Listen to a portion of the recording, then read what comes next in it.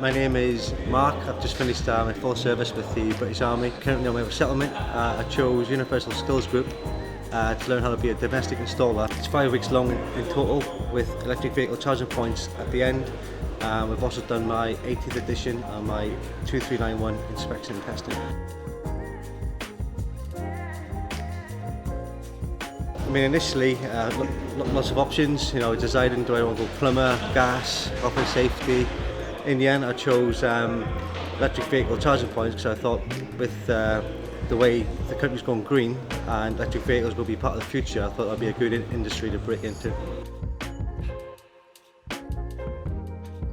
It's been a nice environment. It's a good learning environment. It's very relaxed, easy to take it in. Facilities are great, and it's handy that everything you need is provided. So, tools.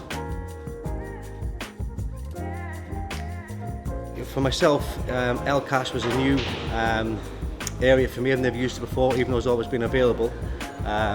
So I got in touch with Shani, who was the business manager, and she basically did a lot of the work for me. So I had help from obviously you guys, plus my resettlement advisor, to then bring the ELCAS together to then sort out my training.